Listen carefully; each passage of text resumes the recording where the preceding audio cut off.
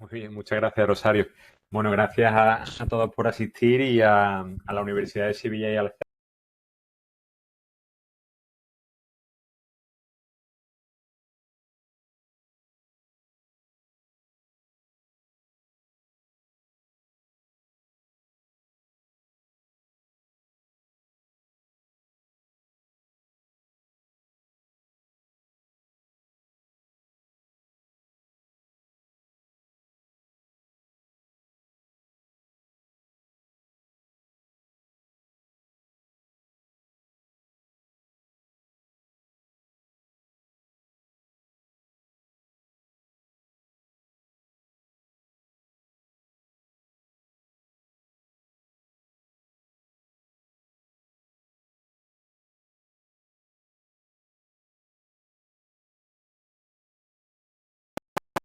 La segunda parte, que es la que aparece aquí en el índice como caso práctico, quería enfocarla sobre todo a un ejercicio que se podía replicar en los centros docentes, pues para entender el comportamiento de las máquinas frigoríficas y tener una idea de cómo se comporta esa máquina en situaciones dinámicas, que luego veremos, y que nos van a ayudar también a predecir cuál sería el comportamiento correcto que tendría que tener una máquina en diferentes condiciones ambientales o de trabajo. Y eso está muy relacionado con poder detectar una avería o una anomalía antes de que se produzca. Entonces, está un poco relacionado con ello y precisamente es la parte que más tiempo me gustaría dedicarle a ese caso práctico. Pero vamos a empezar por todo lo que sería algunos aspectos resumidos que creo que pueden ser interesantes tenerlos respecto al mantenimiento preventivo, revisiones periódicas, inspecciones, etcétera. Y eso se puede tener ya como una guía para que luego con el alumnado en los centros, pues, bueno, se pueda tener actualizada con toda la normativa que ahora mismo está en vigor, ¿no? Entonces, vamos a comenzar. Lo primero, vamos a empezar trabajando con lo que sería el mantenimiento de las instalaciones de, bueno, aire acondicionado y refrigeración, lo que en inglés se conocen como la HVAC y R. Y la primera pregunta sería, ¿qué es el mantenimiento de las instalaciones o qué se conoce como mantenimiento de las instalaciones y qué tipo de mantenimiento tenemos, ¿no? Esto es un poco a modo de recordatorio. Pues por una parte tenemos lo que sería el mantenimiento preventivo, que hemos dicho antes, cuyo fin es el de evitar que las averías ocurran. Y luego tenemos ya el mantenimiento correctivo orientado a intervenir cuando la avería ya ha ocurrido. En el pasado siempre se ha intentado, se ha trabajado más en la parte correctiva. O sea, tradicionalmente, pues las averías, aunque había un plan de mantenimiento preventivo, pero el mayor porcentaje quizás de las intervenciones eran enfocadas a solucionar problemas cuando ya se habían producido. Digamos que los fabricantes, los manuales de instrucciones de las instalaciones, pues daban unas recomendaciones en cuanto a horas de funcionamiento de los compresores, en cuanto a cuándo hay que cambiar unas correas, cuándo hay que cambiar filtros, una idea orientativa, pero luego es verdad que, aparte de que eso no siempre se cumple bien, ¿no? Excepto en grandes instalaciones y empresas muy profesionales, pues en las pequeñas instalaciones más, digamos, comerciales o incluso domésticas, ¿no? Pues ahí no se ha tenido tan en cuenta ese mantenimiento preventivo y casi siempre se ha intervenido cuando ya el fallo se ha producido. Con lo cual, esto supone unos sobrecostes porque ya, bueno, primero se para la instalación, hay que reparar lo que sea la avería, que además en algunos casos una avería que se ha generado en un punto de la instalación ha podido mm, provocar otras averías secundarias en otra parte de la instalación, con lo cual los costes al final van aumentando.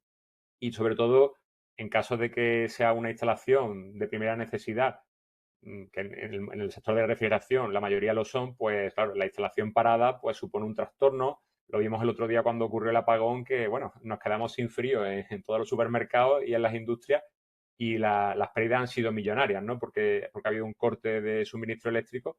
Pues en este caso, si no es un corte de suministro eléctrico, puede ser una avería en una planta. Entonces, al final, el caso es que la instalación queda parada y las pérdidas pueden ser muy grandes.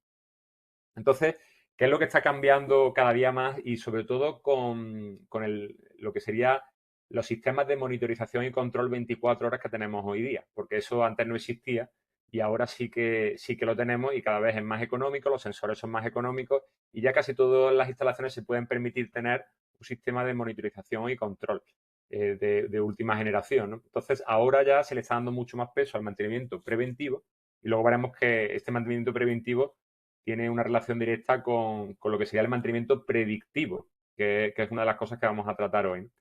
Pues todo ello está permitiendo que se ahorre tiempo, energía y dinero para poder intervenir en las instalaciones cuando se detectan las más mínimas anomalías antes de que llegue a producirse una avería grave realmente. Así que un poco ese sería el objetivo, pasar más del correctivo al preventivo, ¿no? Bien, el mantenimiento preventivo tiene que realizarlo, bueno, por normativa. Ahora vamos a ver luego las normativas que nos ocupan, pero debería de realizarlo siempre una empresa frigorista autorizada, que es la que realizará las revisiones periódicas obligatorias y que estará contratada por el titular de la planta frigorífica. El programa de mantenimiento preventivo que tiene que seguir una instalación, pues esto estará descrito en el manual de instrucciones de la instalación, ¿vale? Que vendrá pues en el proyecto de la instalación, en lo que sería la certificación de la instalación final, pues habrá un manual de instrucciones que la ingeniería en conjunto con la empresa instaladora pues elaborarán para que luego se pueda llevar a cabo ese mantenimiento. En todo caso, las operaciones típicas que debe de incluirse en este programa de mantenimiento son, una de ellas, la verificación, por ejemplo, de los aparatos de medida, control y seguridad, así como sistemas de protección y alarma, ¿vale? Que serían los que nos permitirán comprobar el funcionamiento correcto. Sobre todo hago énfasis en protección y alarma porque son los más importantes, ¿no?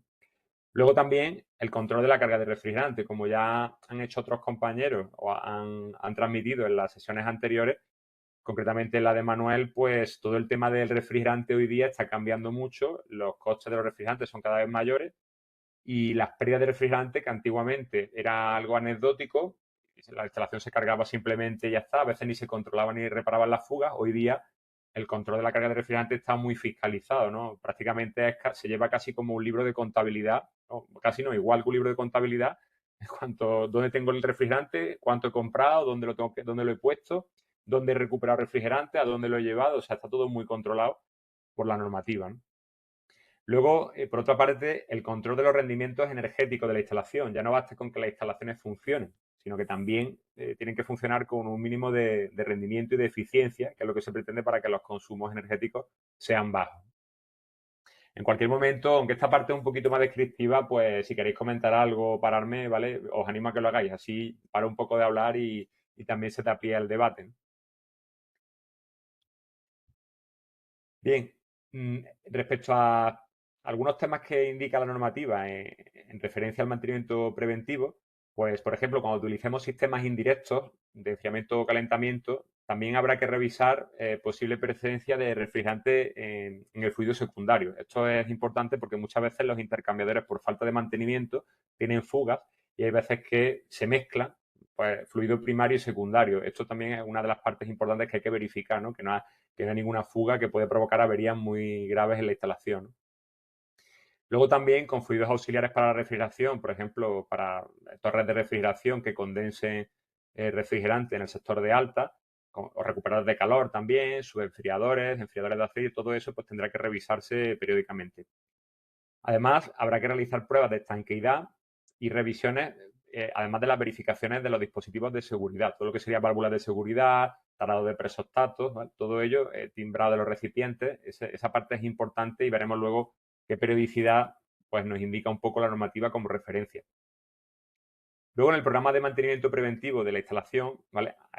Dependerá de muchos factores, ¿no? Uno de ellos es el tipo de instalación, qué componentes tengamos o qué nos indica el fabricante, ¿vale? Pero siempre, siempre deberemos guiarnos por el manual de instrucciones de la instalación frigorífica que han realizado, pues, lo que sería la ingeniería, el diseño y la empresa que ha ejecutado la planta.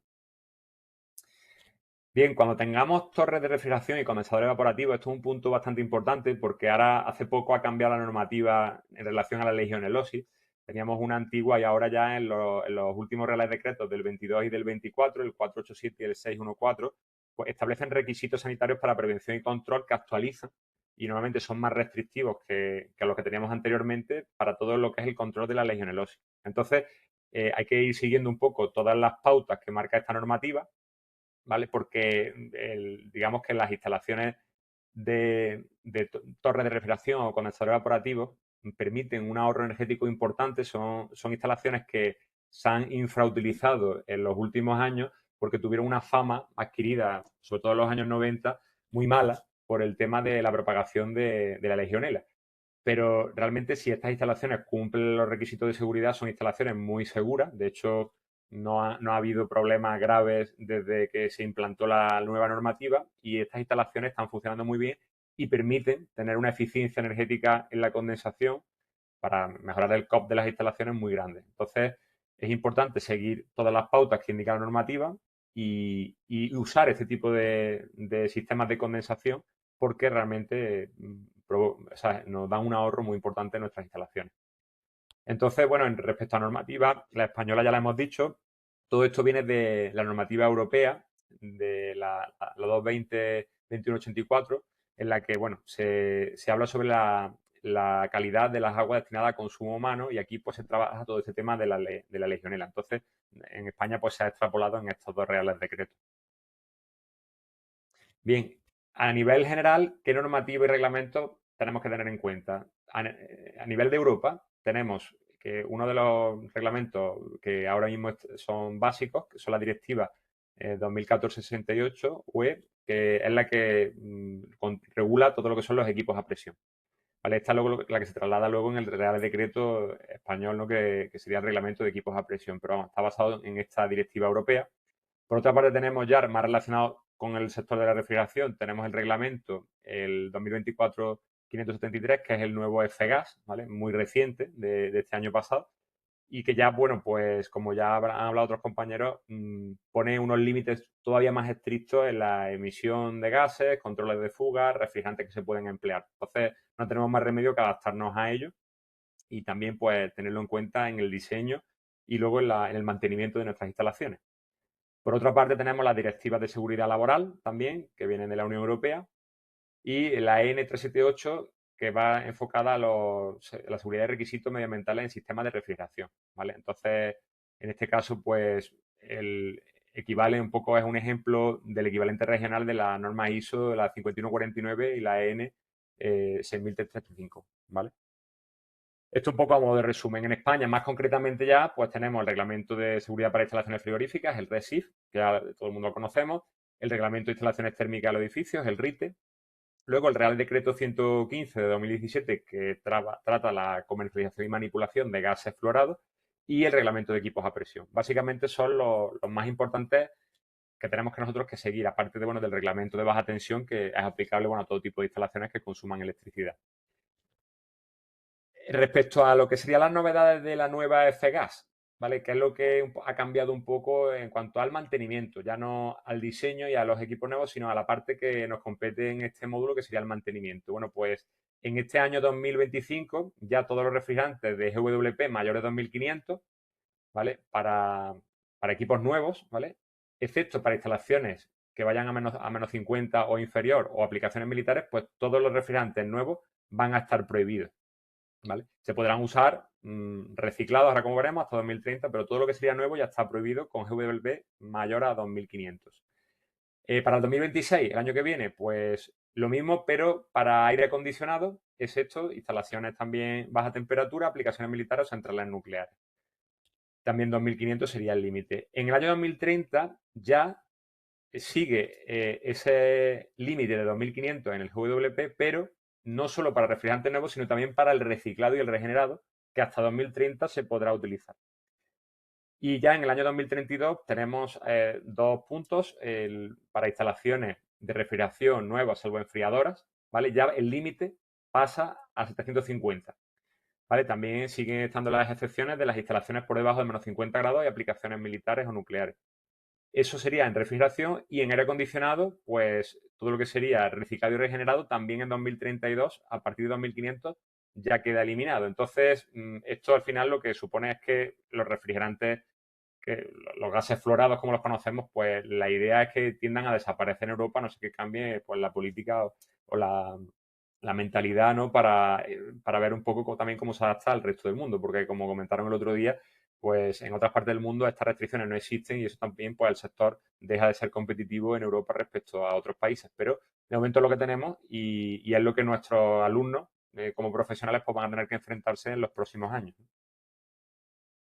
Bien, ¿qué operaciones son las típicas de mantenimiento y con qué frecuencia? Aquí he incluido unas tablas de referencia que no son unas tablas totalmente precisas, ¿no? Pero sí que es verdad que pueden servir como orientación para que, por ejemplo, si el alumnado de los ciclos formativos tiene que elaborar un plan de mantenimiento preventivo, pues tener una idea, una referencia de qué tipo de operaciones se deben realizar y cuál es la periodicidad, ¿no? Aquí simplemente a modo de ejemplo, pues comentar que a nivel general, por ejemplo, los cambios de filtros deshidratadores, pues según los fabricantes, en la mayoría de los casos se recomiendan una vez al año o cada 100.000 horas de funcionamiento.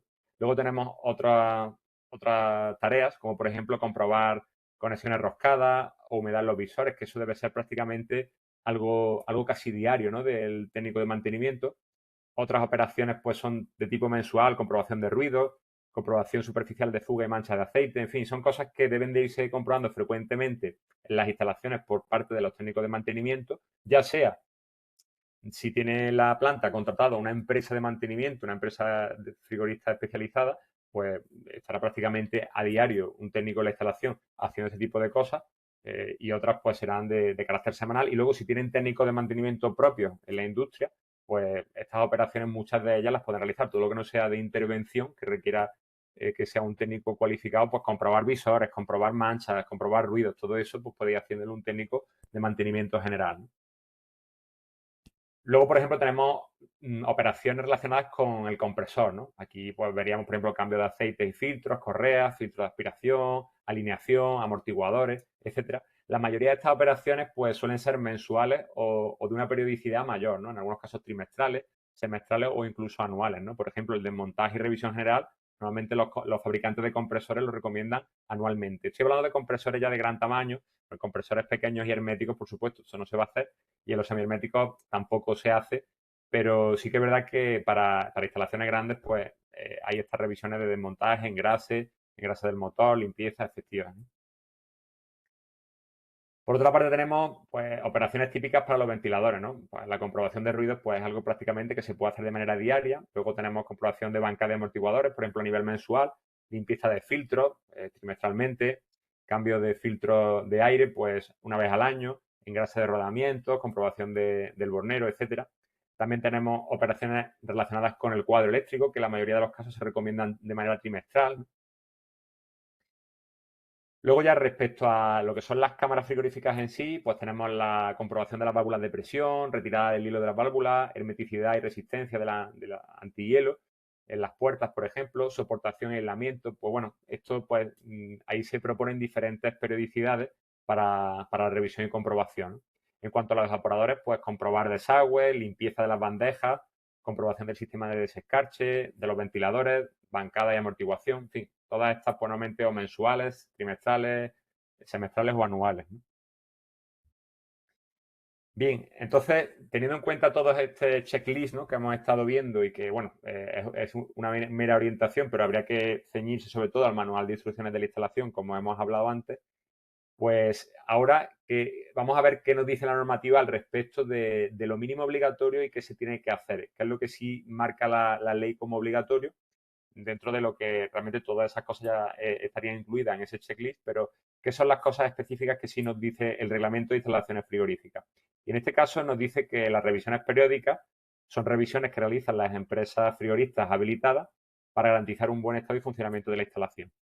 Entonces, nos dice que hay que hacer una revisión general cada 5 años para instalaciones de refrigeración, pues esos generales, ¿vale? Y el objetivo sería comprobar el estado de los equipos, el aislamiento, cómo están las tuberías, elementos de seguridad y los componentes principales.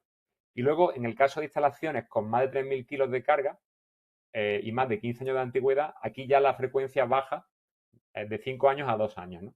Y en este caso, pues habría que evaluar de manera más exhaustiva, ya que hay una mayor probabilidad de deterioro por la antigüedad o también la responsabilidad y el impacto de un fallo en la instalación, en una instalación de más de 3.000 kilos de carga, pues ya sí sería mayor. Entonces se hace cada 2 años.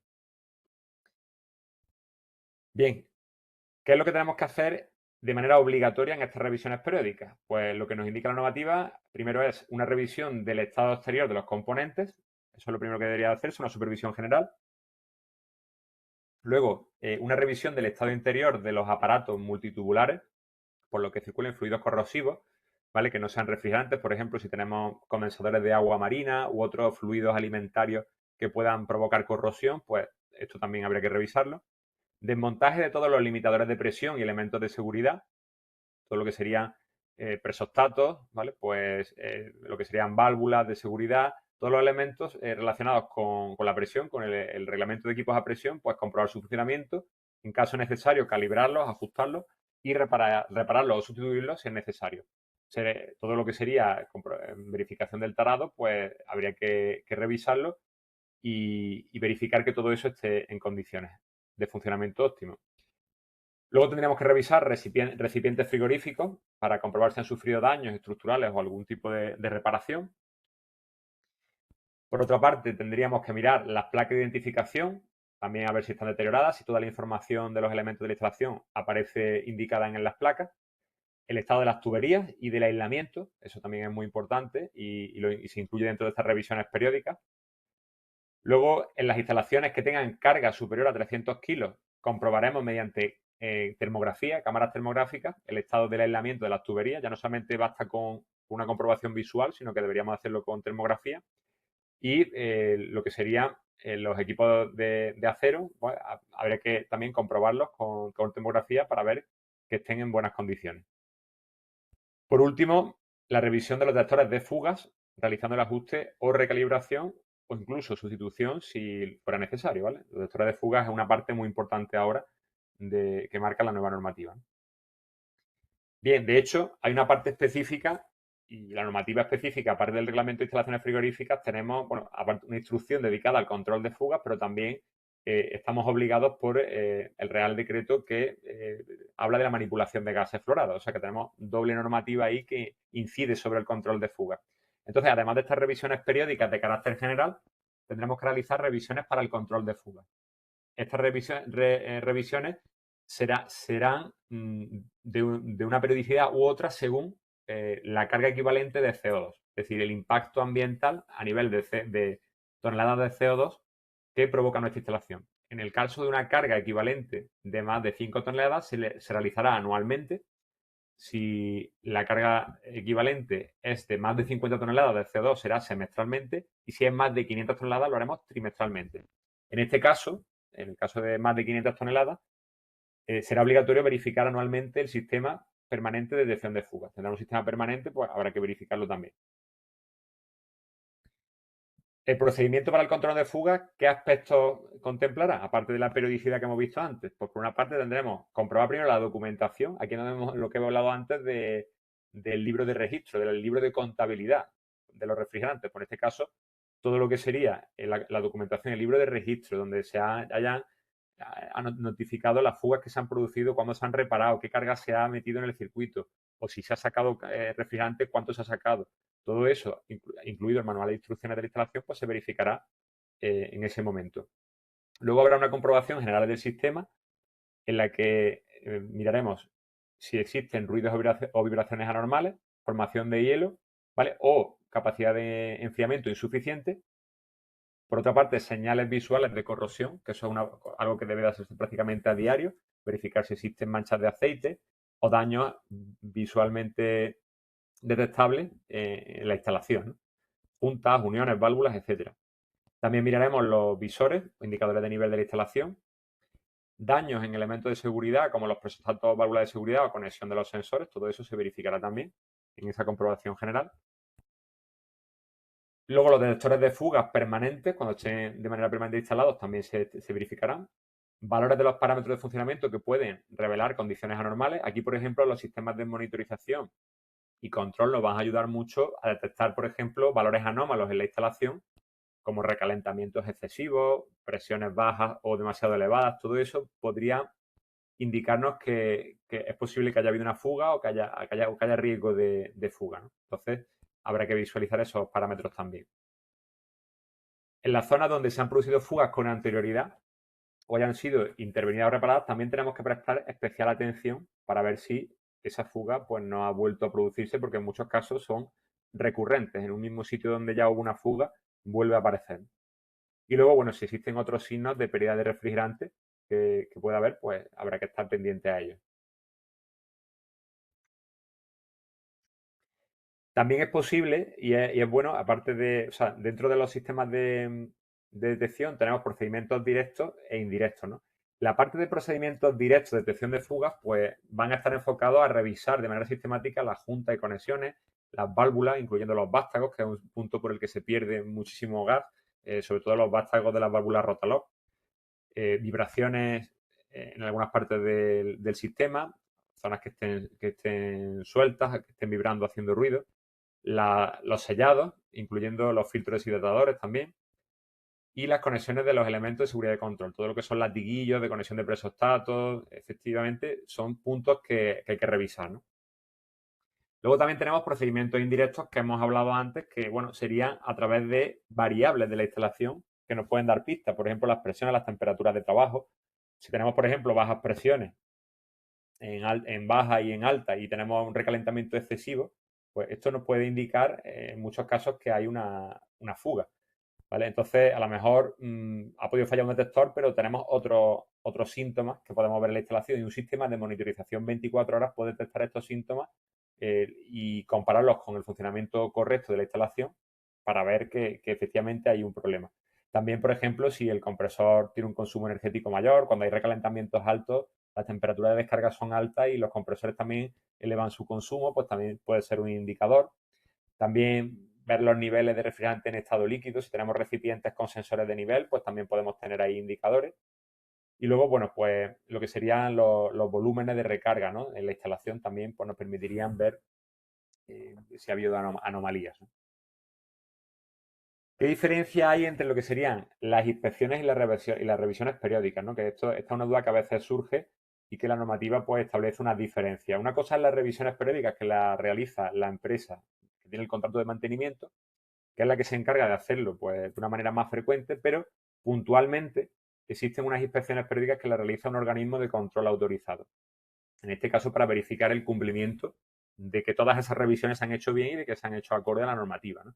Entonces, estas inspecciones se hacen cada 10 años en instalaciones frigoríficas de nivel 2, que son instalaciones industriales normalmente que trabajan con amoníaco, son de grandes potencias, tienen refrigerantes que son inflamables o potencias muy grandes, ¿no? El, por otra parte, en aquellas que empleen refrigerantes fluorados, en concreto, ahí, dependiendo de las toneladas equivalentes de CO2 que tiene el refrigerante fluorado que incluye la instalación, pues habrá que hacerlo de una manera más restrictiva. Por ejemplo, si la carga es superior a 5.000 toneladas equivalentes de CO2 en refrigerante fluorado, pues habrá que hacerlo anualmente. Si está entre 500 y 5.000 toneladas, habrá que hacerlo cada 2 años. Y si es inferior a 500 toneladas, equivalente de CO2, entre 50 y 500, pues será cada 5 años. Entonces, sí que se hace hincapié en la normativa en que cuando tenemos refrigerantes fluorados, las revisiones, estas inspecciones, perdón, sí que deben de hacerse de manera mucho más frecuente. Vamos, de hecho, muchas veces van a coincidir con las propias revisiones periódicas en algunos casos, ¿no? De hecho, bueno, lo que hemos comentado, pueden hacerse coincidir con alguna de las revisiones periódicas, ¿vale? ¿Y qué tendrán como mínimo, qué actuaciones deberán de hacerse en estas inspecciones periódicas como mínimo, según la normativa? Pues la primera de ellas sería comprobar que se hayan realizado todas las revisiones obligatorias, las revisiones periódicas que hemos hablado, que realiza la empresa mantenedora, pues verificar que existe documentación que acredite que se han hecho.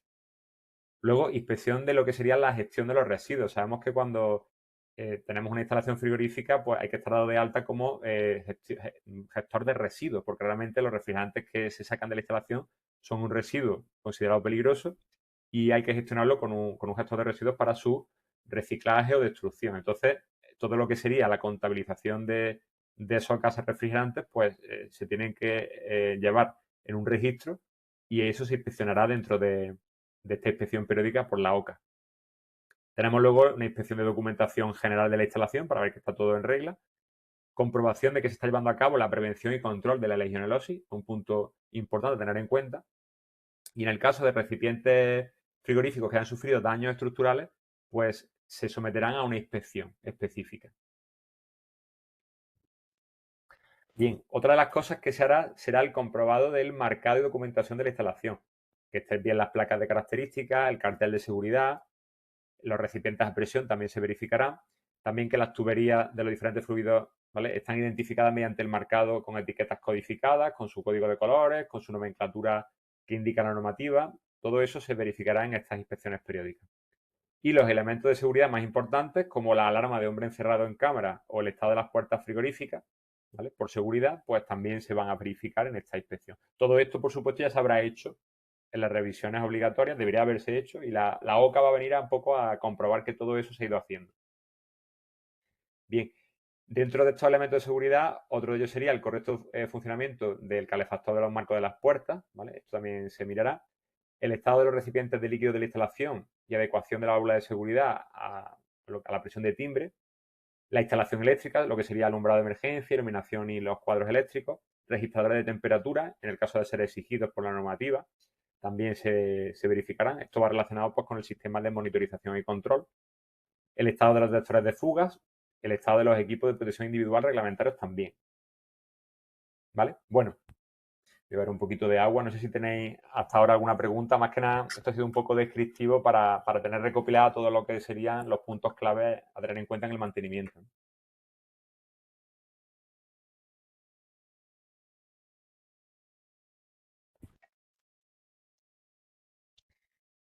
Bueno, continuamos entonces. Aparte de todo esto que hemos visto, ¿no? Relacionado con lo que nos indica la normativa, ¿qué tenemos que decir respecto a las nuevas tecnologías que están apareciendo, que ya llevan, algunas de ellas llevan años, ¿no? Pero ahora cada vez más están apareciendo en el sector de mantenimiento?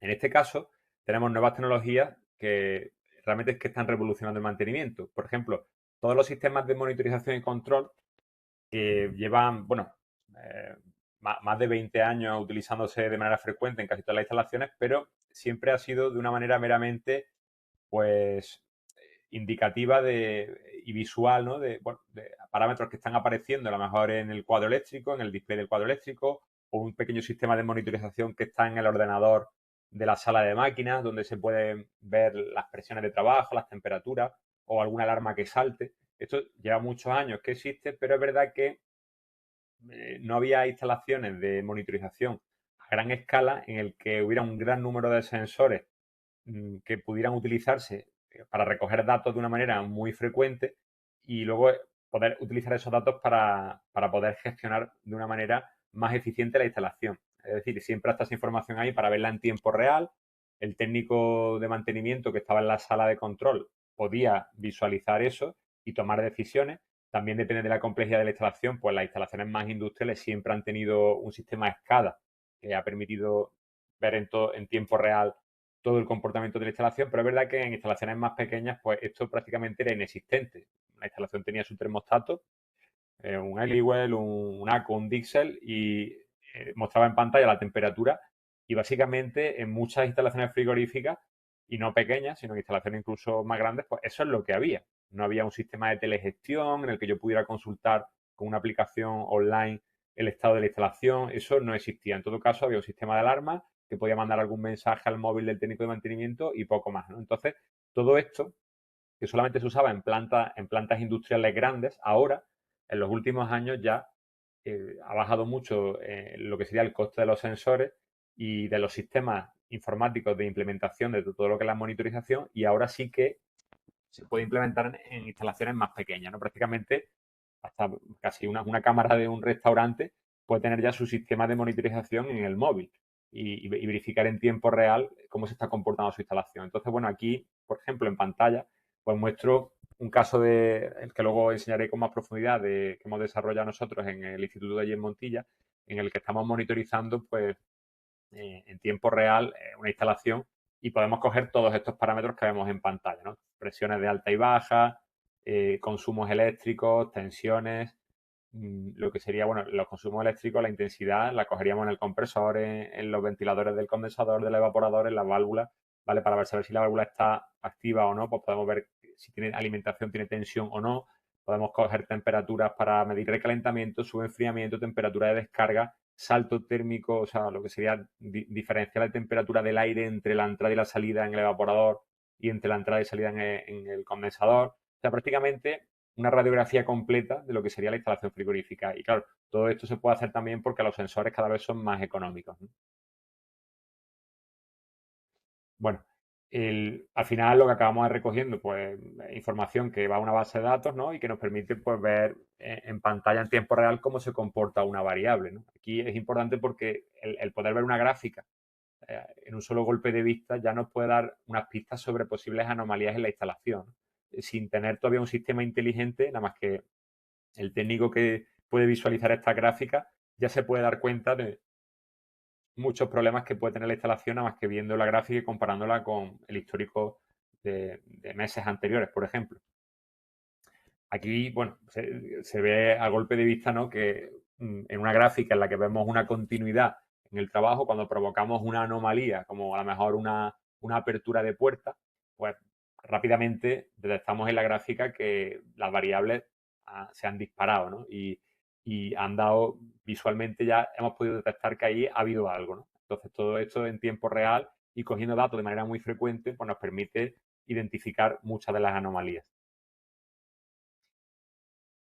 Todo esto, al final, no solamente nos permite verlo en tiempo real, que es una de las cosas que ya se vienen haciendo, sino que qué es lo que hay nuevo ahora y que está relacionado con lo que sería la industria 4.0 y lo que conocemos como Internet de las cosas, ¿no? Que es lo que permite tener todos los dispositivos interconectados entre sí y que se comuniquen, ¿no? Pues al final todo esto nos permite captar una gran cantidad de información y no solamente dejarla guardada en una base de datos, sino utilizarla para modelizar la instalación. En este caso sería utilizar todos los datos que recogemos diariamente de nuestra instalación para poder crear lo que se conoce como un gemelo digital, que sería una réplica virtual de nuestra instalación, de cómo se comporta, que está basada en esos datos que hemos recogido y que nos va a dar una referencia de cómo se tiene que comportar nuestra instalación en diferentes condiciones. En el ejercicio práctico que vamos a ver hoy, precisamente vamos a llegar a esta gráfica que vemos ahí en pantalla, que sería un diagrama en el que, bueno, por ejemplo, podemos ver para una temperatura ambiente, imaginemos, no sé, 35 grados ambiente, una temperatura de cámara de 5 grados, podemos saber a qué temperatura de evaporación y a qué temperatura de condensación deberíamos estar trabajando si esa instalación está funcionando bien.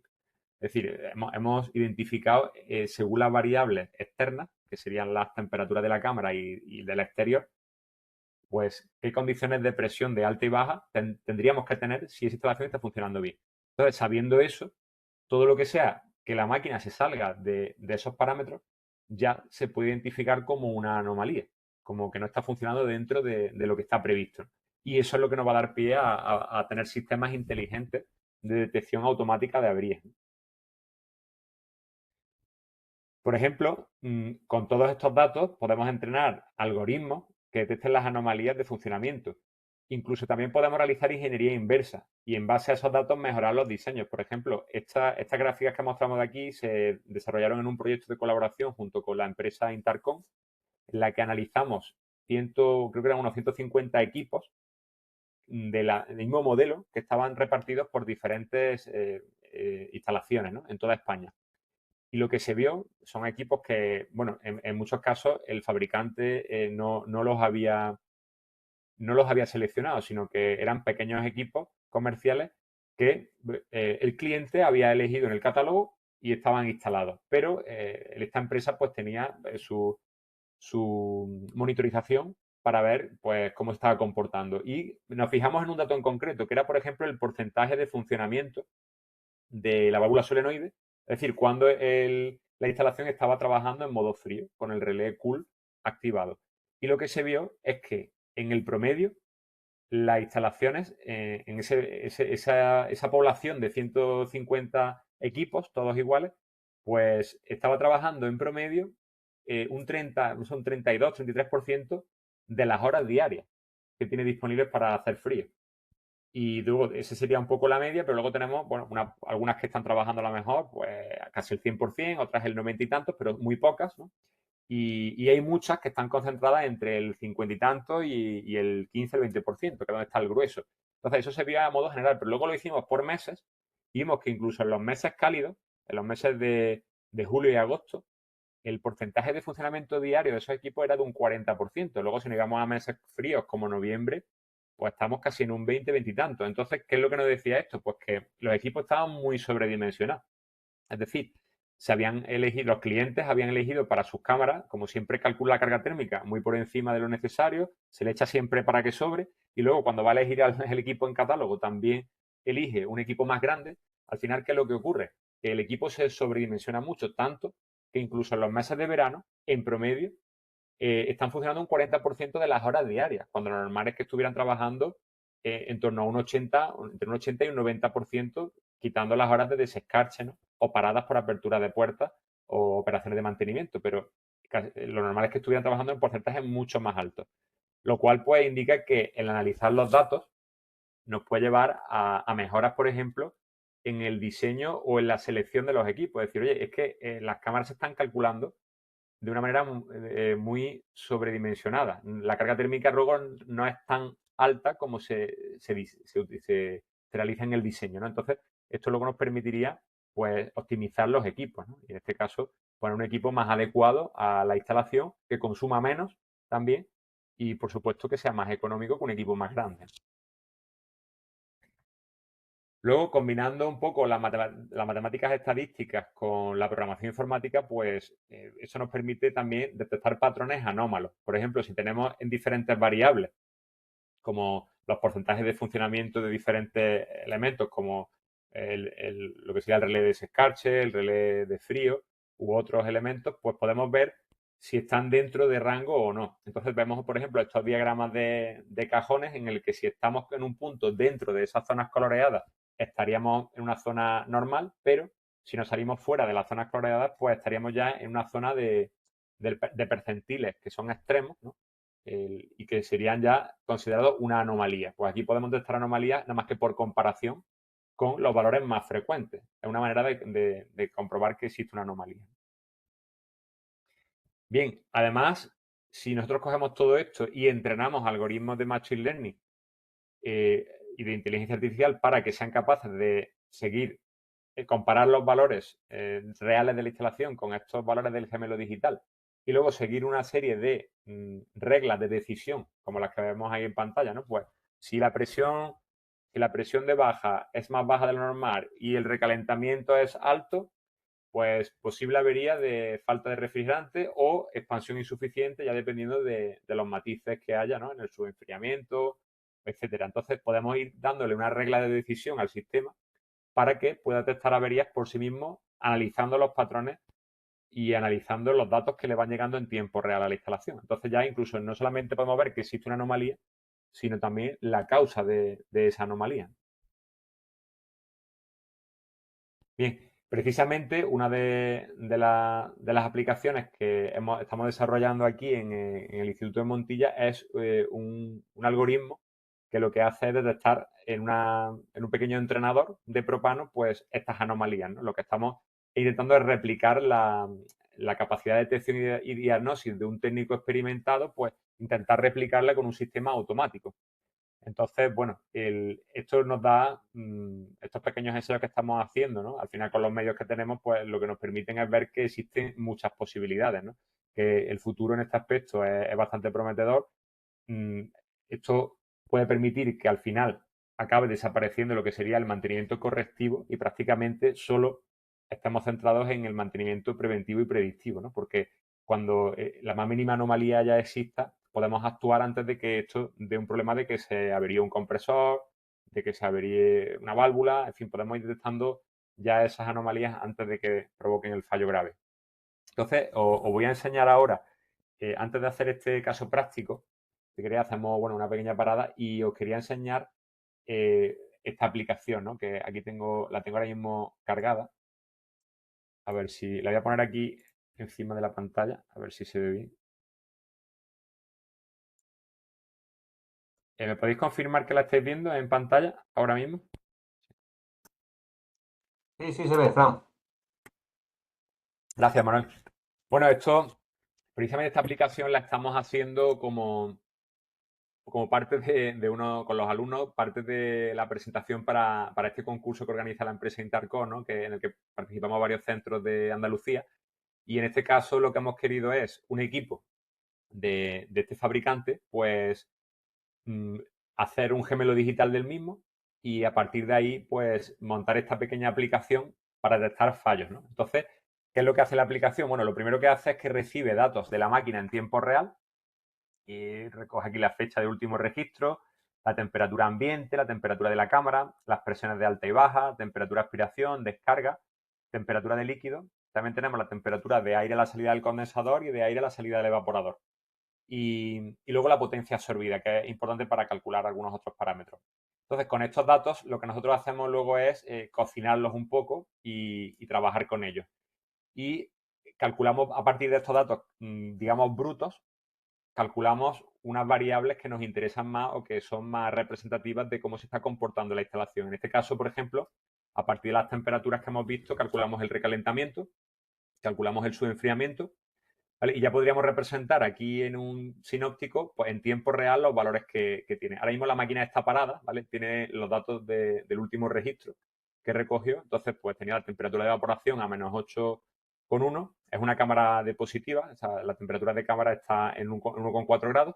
Está condensando a 38,7. La temperatura ambiente es 25,7 y tenemos pues un recalentamiento de 11,2 y un subenfriamiento de 3,8. Entonces, bueno, esto en un primer momento nos podría decir, mira, pues parece que una instalación que no está mal, ¿no? Tiene unos valores más o menos lógicos. Podríamos ver, bueno, diferentes, en esta gráfica, ver lo que sería, según la fecha y hora de inicio y final, pues en ese intervalo, cómo se está comportando el sistema y recoger aquí diferentes variables, ¿no?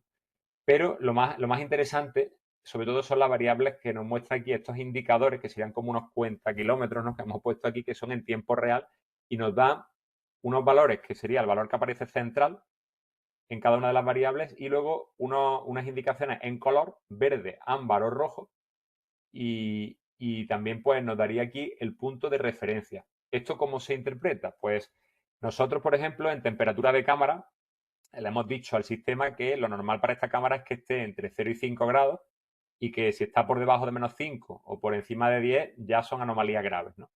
Luego el ambiente, pues tenemos de 0 a 60, pero lo normal es que el ambiente esté entre 20 y 40 grados, ¿vale? Con lo cual nos lo marca en verde, estaríamos en 25,7. Y ahora ya nos iríamos a lo que serían las variables propias de la instalación. Por ejemplo, aquí tenemos la temperatura de evaporación, que es menos 1,8, aparece en verde y vemos el valor central que aparece aquí, que sería menos 7,1. Este valor que aparece central en el indicador nos dice cuál sería el valor esperado de la temperatura de evaporación en base al gemelo digital que hemos creado con los datos, ¿no? Entonces, para una temperatura de cámara de 1,45 y un ambiente de 25,7, en teoría, esta instalación debería estar evaporando a menos 7,1, pero la nuestra está evaporando a menos 8,1, un grado menos. Aún así, como todavía no se desvía en un porcentaje muy alto, pues se considera que está dentro de lo normal. Nosotros hemos marcado que para que dé un fallo existan al menos dos desviaciones típicas de estadísticas, ¿no? Respecto al valor del gemelo digital. Entonces, como estamos todavía dentro del rango, pues nos lo marca en verde, no es una anomalía, ¿no? Sin embargo, ya en la condensación ya sí que nos muestra un valor de un poquito más alto. En vez de 35,9 sería el valor esperado y estamos en 38,7. Nos lo pone en ámbar. No llega a ser todavía una anomalía, pero ya está marcándolo en naranja, ¿no? También nos pasa lo mismo con la temperatura de descarga y con el recalentamiento, que tiene que ser, por ejemplo, de 7,3 y está en 11. Entonces, bueno, luego vemos otras variables que sí que están dentro del rango y como no existe una combinación de variables que esté dando claramente una avería todavía, sino que estamos todavía o en ámbar o en verde, pues aquí él pone que el sistema está funcionando correctamente. Aquí luego, por ejemplo, vemos una tabla en la que recogemos los valores esperados, las desviaciones, todo lo que es la parte matemática más precisa, ¿no? Pero bueno, a nivel visual, esto sería pues una instalación que está funcionando bien. ¿Qué pasa si yo, por ejemplo, ahora le voy a modificar en la base de datos un par de parámetros para provocar una avería de manera intencionada, ¿no? Le voy a cambiar la presión de alta, la voy a poner más alta y también le voy a cambiar, por ejemplo, la temperatura de salida del aire. Vamos a ponerlo. Voy a hacer esta modificación y vamos a refrescar la aplicación. ¿Vale? He subido la temperatura de condensación manualmente y vemos que, ¿qué ha pasado aquí? Pues la temperatura de condensación que óptimamente estaba en 35,9, ahora está en 46,9, 10 grados más. Entonces ya sí que se detecta como una anomalía y la marca en rojo. Y por otra parte, bueno, el subenfriamiento también se nos ha subido al estar la condensación tan alta, pero ya no está disparando un fallo, que es un caudal de aire insuficiente en el condensador o un fallo en el ventilador. Entonces, claro, esto lo que ha hecho es combinar una subida de presión alta con, en este caso, un salto térmico en el aire, que este no aparece en los indicadores, pero sí lo tenemos en la tabla, que el salto térmico del aire, o sea, el diferencial de temperatura entre el aire que entra al condensador y sale del condensador, es 12,3 cuando debería ser de 6,7.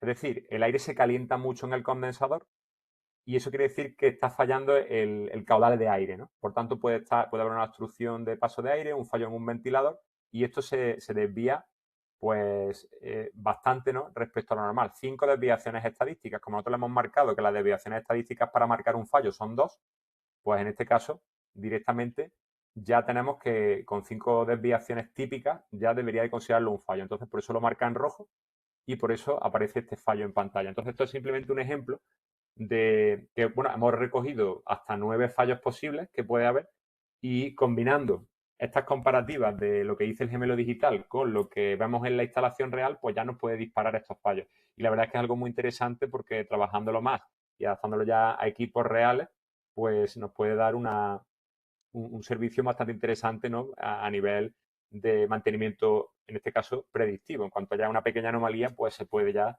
indicar aquí. Además, le podemos regular la sensibilidad. El número de desviaciones se lo podemos indicar aquí para que sea más sensible o menos sensible, el umbral. Y también podemos indicarle cuántos registros consecutivos tiene que detectar que sean fallos para que considere que es un fallo, porque a veces simplemente puede ser una pequeña perturbación que a lo mejor en el registro que acaba de coger ha cogido un fallo, pero luego en el siguiente ya está bien. Entonces, le podemos poner, por ejemplo, yo aquí tengo puesto por defecto 6 fallos consecutivos para que ya salga el mensaje y lo considere que es un fallo. Así que bueno, simplemente lo que quería era mostraros lo que se puede hacer, ¿no? Y esto lo han hecho nuestros alumnos del curso de digitalización industrial, ¿no? Que están trabajando en esto ahí en el Inca Garcilaso. Oye, Bueno, Fran, ¿alguien tiene? Sí, em, no sé si puedo hacerte una preguntilla. sí, sí, dime. No sé si estará bajo secreto de sumario, pero vosotros leéis los datos del control de la máquina. Vamos, un control mejorado, me imagino, porque la máquina que está ahí tiene un control simple con temperatura básicamente, y vosotros Sí, estáis midiendo también presiones. Me entiendo que habéis mejorado el control y habéis introducido señales adicionales. sí. Y luego esos datos los leéis vosotros y lo mandáis a algún aplicativo, ¿no? O sea, a este aplicativo es donde hacéis vosotros la valoración de los datos la desviación con respecto a lo esperado, ¿no? Eso es, sí. Nosotros cogemos los datos, como tú dices. Los chavales han creado una placa electrónica propia con sensores, aparte del control que lleva la máquina, que es un Dixel, ¿no? Pequeñito. Pues nosotros hemos metido una placa solo no para controlar, sino para monitorizar simplemente. Entonces, desde esa placa se recogen todos esos datos y se manda a una base de datos, a una MySQL, te la puedo enseñar aquí. Se recogen aquí y todos estos datos pues se dejan aquí almacenados. Entonces, una vez que los tenemos ya, esos datos alimentan a la aplicación. Esos datos se muestran en la aplicación que estamos viendo aquí y en tiempo real vemos el último registro y luego vemos el histórico también. Entonces, lo que tenemos detrás es una aplicación que con esos datos decide si en comparación con los valores del modelo digital de este gemelo están desviados o no están desviados respecto a ese gemelo, pues nos dispararía el fallo, uno u otro fallo, ¿no? Tiene, digamos, una lógica detrás de, oye, si se desvía del gemelo tanto por ciento, ¿no? O tantas desviaciones típicas, y además son estas variables concretas, por ejemplo, temperatura de condensación combinado con un salto térmico del aire muy alto, pues ahí daríamos el fallo de avería en el ventilador del condensador, ¿no? Si, por ejemplo, se combinan otras variables, por ejemplo, presión de evaporación baja combinado con recalentamiento muy alto, podríamos dar el fallo de expansión insuficiente, ¿no? Por ejemplo, obstrucción y válvula de expansión o línea de líquido. Entonces, tenemos ahí una serie de reglas que se disparan cuando hay una o varias variables que se desvían a la vez del gemelo digital, ¿no? Sí, sí, sí, te entiendo, te entiendo. Vale, Esa vale. sería un poco la idea, ¿no? Ok, Claro, muchas esto es el tema que tiene la calibración, porque al final esto del umbral sí que nos está dando quebraderos de cabeza porque depende de la instalación. Claro, hay unas que tienen el umbral, el disparo es más sensible que en otras. Hemos probado con varias máquinas y hay unas que si pones el umbral en 2, para algunas averías va bien en 2, para otras es mejor un 1,5. Y además encima no es igual para todas las máquinas. Hemos probado con un entrenador de propano que tenemos nuestro y ahora con el equipo de, por ejemplo, de Intercom, el umbral ya varía un poco. En algunos es 1,5, en otros es 1,2, en otros es 2. Y ahí eso hay que como hacerle un traje a medida a cada máquina, ¿no? Porque cada una se comporta de una forma ligeramente diferente. Aunque es verdad que a nivel general los patrones y los comportamientos que detectamos son parecidos, ¿no? Pero claro, al final cada máquina tiene su DNI, digamos, ¿no? Vale, vale, está claro. Una pregunta, Frank, respecto a la diapositiva que has enseñado antes, donde materializa la temperatura de condensación y evaporación esperada en función de las condiciones exteriores. Esta, Esa, esta aquí, ¿no? esa gráfica que tienes ahí, Sí. ¿esa la habéis modelado vosotros con respecto me imagino que en un programa de simulación donde habéis puesto las condiciones de contorno externas, ¿no? Y habéis sacado un poco lo teórico, ¿no? Sí, esta de hecho, el ejercicio práctico que vamos a hacer era justo esto, porque esta realmente no está hecha con datos de una máquina real, porque claro, no siempre a lo mejor en todos los centros se dispone de sensores, una máquina sensorizada, ¿no?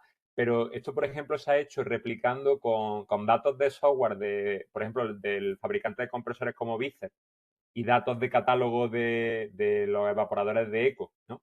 Para tener un poco los rendimientos, pues con un Excel, ahora vamos a verlo, con un Excel se ha montado esta gráfica que lo que nos dice es, al final, uniendo las curvas características del compresor con las del condensador y luego a su vez con la del evaporador, al final conseguimos cruzarlas todas y llegar a combinarlas de manera que aislemos las variables que nos interesan, que en este caso son presión de condensación y evaporación en combinación con temperatura ambiente en la calle y temperatura en cámara. Y eso lo hemos hecho en este caso, antes de monitorizar, lo hemos hecho directamente con datos de catálogo y del software de los fabricantes.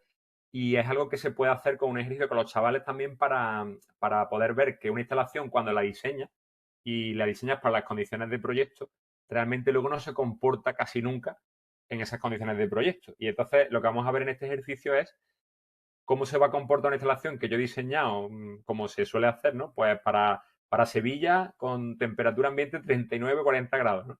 Y mi cámara está a 5 grados. Bueno, pues claro, tú diseñas y seleccionas un equipo para esas condiciones de proyecto más desfavorables, pero ahora vas a tener épocas en las que va a tener una temperatura ambiente de 20, de 25, de 30. La cámara también en la puesta en marcha va a estar a 20 en el arranque, pero luego cuando está régimen estará a 5.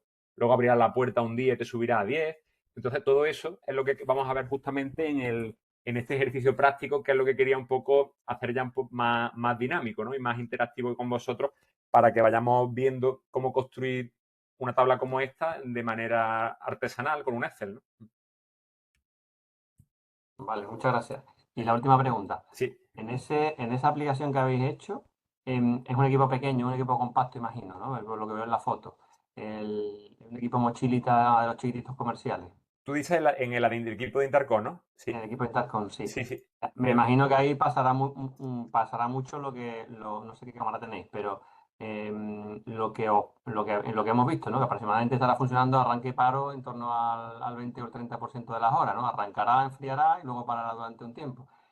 Sí, Durante los transitorios, ¿cómo se comporta la aplicación? Quiero decir, ¿se desactiva las variables, se desactivan las alertas hasta que llegue en funcionamiento en régimen o cómo va? sí, efectivamente, eso es un tema interesante porque, por ejemplo, el modelo funciona bien cuando la máquina está funcionando, está arrancada y está en régimen. Pero, claro, si por ejemplo hay una recogida de gas, que esto es una cosa que nos pasa, tenemos un disparo, por ejemplo, vamos a simularlo. Le voy a poner aquí una presión de baja, muy baja, para simular que hemos recogido gas. Por ejemplo, le voy a poner 0,8 bar y le voy a poner que el consumo del compresor ha parado, que el compresor ha parado y se ha puesto a cero, ¿no? O sea, no existe potencia absorbida del compresor. Entonces, si yo hago eso, le hemos puesto una regla para que, a ver si aparece,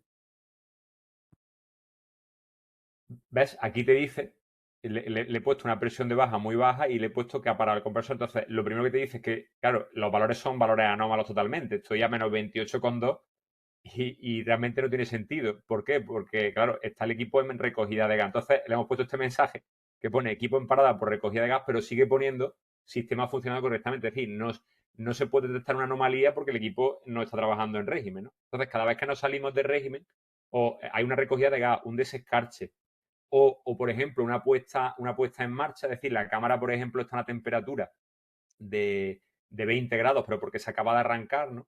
En esos casos, pues desconectamos el sistema y ponemos un mensaje similar a este, ¿no? O desescarche, o recogida de gas, o puesta en régimen. Pero solamente activamos el sistema de averías, de fallos, cuando estamos ya con la temperatura, la cámara dentro de valores normales. Además, digamos, las condiciones del trabajo del compresor, se ve que hay una potencia absorbida, que el compresor está funcionando, y ahí podemos ya diagnosticar el fallo, ¿no? ¿Qué pasa? Que aún así hay que ver momentos en los que tú desactives el sistema, porque tú imagínate que estás manipulando la instalación o estás haciendo una carga de mercancía.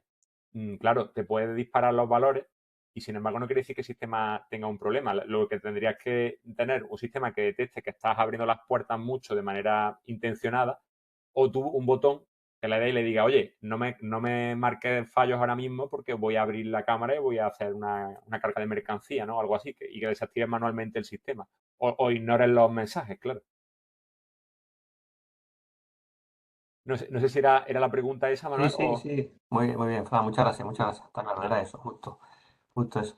Que menudo curro, enhorabuena. Tiene un Sí, trabajo que gracias, seguro que gracias. Ahí tienen está, todos los días. todavía está por pulir, ¿no? Pero la verdad es que se lo han currado los chavales y es un proyecto que la verdad es que le han echado ganas. Pero es verdad que tiene muchas cosas que mejorar todavía para que se adapte bien a todas estas cosas que comentan, ¿no? Que al final es que es una casuística muy compleja, ¿no?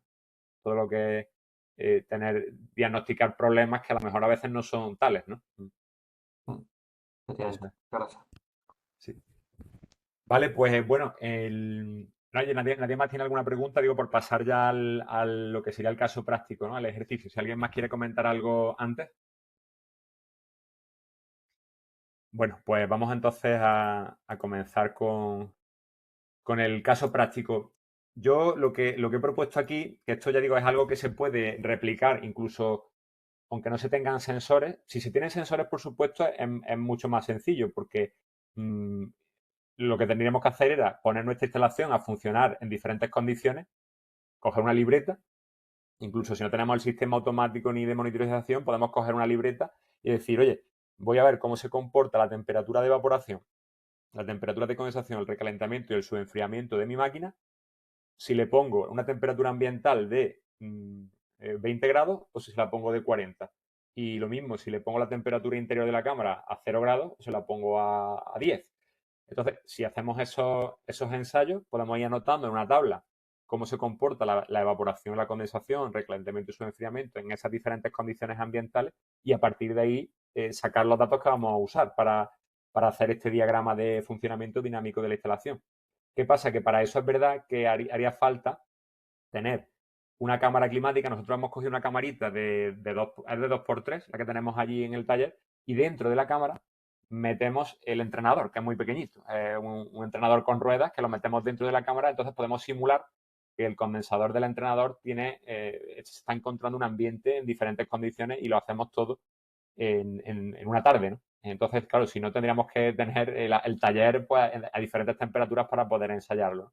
Pero bueno, en cualquier caso, incluso aunque eso no se tenga, se puede hacer una tarea con los chavales que te permite hacerlo con valores de catálogo y ayudar a entender un poco el comportamiento dinámico de la instalación. Y eso es precisamente lo que vamos a hacer en este ejercicio, que lo propongo como tarea para que se pueda trabajar en los diferentes centros, si queréis, aunque no vaya a tener que hacerlo para esta sesión, porque lo que se propone es un test, ¿vale? Pero yo creo que esto lo que tiene interés es hacerlo con los alumnos en clase y en el taller. Entonces, en este caso lo que vamos a hacer es montar el mapa de funcionamiento dinámico de una instalación para una cámara frigorífica de conservación de refrigerados con R134A. Entonces, lo primero que vamos a hacer aquí es plantear cuál sería la instalación proyecto. Es decir, qué es lo que nosotros hemos seleccionado cuando hacemos un proyecto de una cámara, pues tenemos que decidir que va a trabajar en unas condiciones. ¿Y cuáles son esas condiciones de proyecto? Pues las que aparecen aquí en pantalla, ¿no? Tenemos que necesitamos para la cámara frigorífica 10 kilovatios de potencia frigorífica y las condiciones de proyecto son temperatura de cámara a 5 grados, humedad relativa de cámara 85%, temperatura ambiente 30 grados, refrigerante 134, potencia. Realmente lo que nos da nuestra selección de proyectos es 10,93. Claro, nosotros necesitamos 10, pero si nos vamos, por ejemplo, al software de un fabricante como Pixel y elegimos un compresor, no vamos a encontrar un compresor que nos dé justo 10 kilovatios.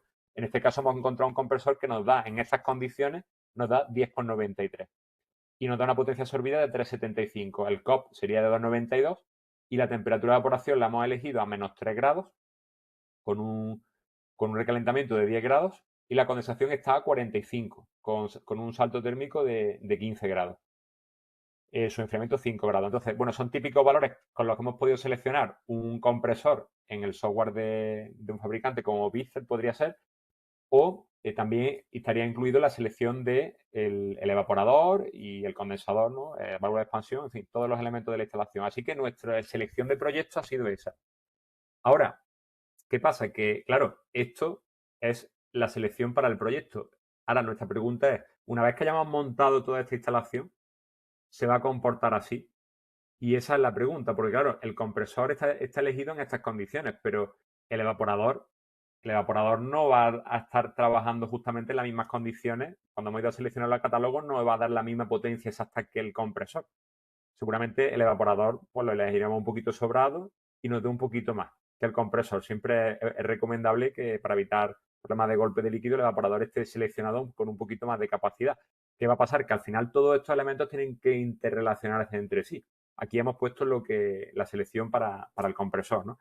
Así que, ¿qué pasa cuando nosotros montamos todos estos elementos juntos en la instalación? Evaporador, compresor, condensador y válvula de expansión. Vale, lo único que sabemos de momento es que la cámara queremos tenerla a 5 grados y la temperatura ambiente va a ser 30.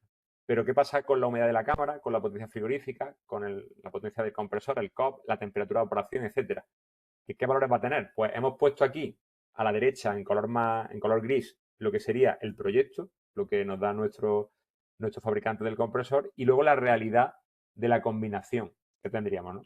Entonces, ¿podemos saber los valores reales de la máquina una vez montada, los que va a tener? Y la respuesta es que sí. Entonces, para hacerlo, aparte, una forma sería poner la máquina en marcha y monitorizarla y medirla, como hemos visto antes con la aplicación que hemos desarrollado.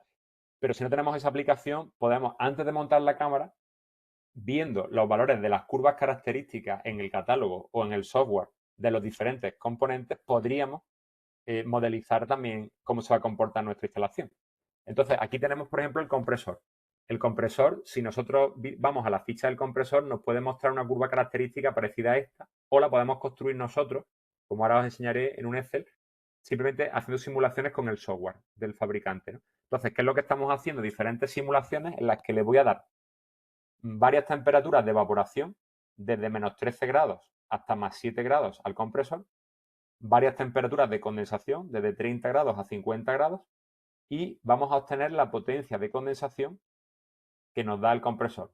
Si nos vamos si estáis familiarizados con el software de Vista, si no, lo voy a poner aquí en pantalla, por ejemplo, para que veáis. Creo que, de hecho, Manuel, tú estuviste mostrando en tu sesión también lo que serían las capturas de pantalla del software, ¿verdad? De Vista, sí. Sí, vamos, hice una simulación con un ciclo simple, con un Vista. Para mí era lo más cómodo, era lo más visual, porque una pantalla sola te aparecía la mayoría de los datos del ciclo. Claro, eso es. Pues básicamente sería eso, ¿no? Coger voy a ponerlo aquí, a ver si se ve aquí, ¿no? Pues cogeríamos aquí y le diríamos, oye, mira, vamos a simular las condiciones de un modelo de un compresor en el que cojamos aquí perdón, aquí el modelo. ¿Dónde está aquí lo del modelo? A ver, en single. No nos deja cambiar aquí un modelo concreto. Ah, no, a lo mejor hay que darle primero, ¿no? Y ya coger. Bueno, vamos a suponer que es este modelo. Si es este modelo de compresor, pues yo ya podría simular diferentes condiciones de evaporación, condensación, ¿vale? Recalentamiento y subenfriamiento y voy a obtener potencia en el evaporador, potencia en el condensador, ¿no? Que sería esta de aquí. Entonces ya con eso puedo ir anotando los valores y directamente me los puedo llevar aquí a una gráfica. Pues básicamente eso es lo que hemos hecho, ¿no? Llevárnoslos aquí a una gráfica, los valores que hemos simulado para diferentes temperaturas de condensación y diferentes temperaturas de evaporación. Y los anoto y los dejo en esta gráfica. Bien, una vez que hemos hecho eso, voy a cruzar ahora los datos que he sacado para el compresor con los del condensador. Y yo también puedo elegir un condensador, el que haya considerado. Por ejemplo, puede ser un condensador de fabricante eco. Imaginemos, pues me voy a su tabla de selección y veo para diferentes temperaturas, ambiente y temperatura de condensación, qué potencia de condensación me da. Y eso lo puedo mirar en el catálogo e irlo anotando, y con un Excel, pues como voy cambiando el salto térmico y obtengo la potencia. ¿Y ahora qué hago? Pues ahora cruzaría las curvas características que he sacado para el compresor, que son las azulitas y moradas, con las que son naranjas y rojas, y donde se me corten, tengo los puntos de intersección de trabajo de este compresor con este condensador. O sea, sé los puntos donde voy a trabajar. Por ejemplo, si yo tengo que la temperatura ambiente es 35, la naranja, que sería esta curva de aquí, y la temperatura de evaporación es -3, que sería este azul, pues veo que el punto de corte me dice que la temperatura de condensación sería unos 44 y la potencia de condensación sería pues unos 15, ¿vale? Pues ya tengo el punto de trabajo de la combinación compresor-condensador.